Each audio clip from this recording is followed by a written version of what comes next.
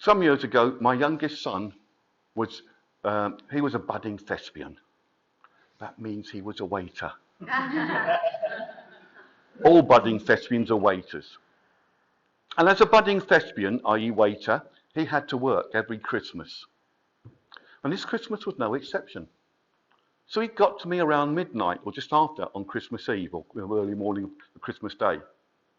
Now, he'd only asked for one thing as a present.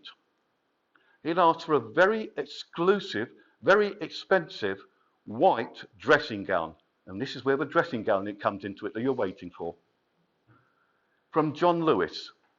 You know the type of ones that you might get in a 5-star hotel, the top quality. And it was expensive. And I bought it for him. So Christmas Day in the morning, myself and my 2 sons get up. We have breakfast eventually, because my eldest is slow and gets up late. We tidied up, had our teas and coffees, and then sat down as I want to open the presents. And the dressing gown was a size too small. So he was disappointed, and I was too, I could see. And he tried to hide that, but I was really disappointed. So on the morning of the 27th, because he was going back to work at 1 o'clock in London on the 27th, I had to get up early, scrape the ice off the car, drive into Reading and walk into John Lewis in Broad Street, Reading, on the first day of the sales. Yeah, I don't like sales either, and especially the first day. It was packed, wall-to-wall people, and the heat struck me as soon as I walked in. I made my way in and I looked up and I saw the sign. No refunds or exchanges until the new year. Undeterred, I thought I'd keep going, and I saw an assistant on her own. And I managed to get to her just before somebody else. So I explained the situation, fully expecting her to say, sorry, come back in the new year. But she surprised me. She stopped. She looked at me and she listened. Then she said, just wait here. I'll see what I can do. She went up to the stock room and came down 2 or 3 minutes later with the right size dressing gown. And I was elated. But did I mention how packed it was?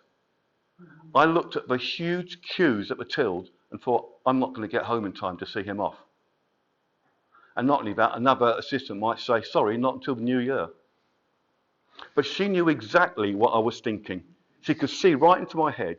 She simply smiled, led me to an unused till, dealt with the transaction, and wished me a happy new year. Now, was that lady in sales? Was she in service? Or was she in leadership? She was in all three. She stepped up into leadership. She ignored management guidelines to do what was right for the customer. She took it on herself. She was in sales. She dealt with a transaction, opened the till. She was in service because she served the customer and she put the customer first. And that lady was an ambassador. And that's what I say ambassadors are. They focus on the customer. Now, my late wife always used to like John Lewis.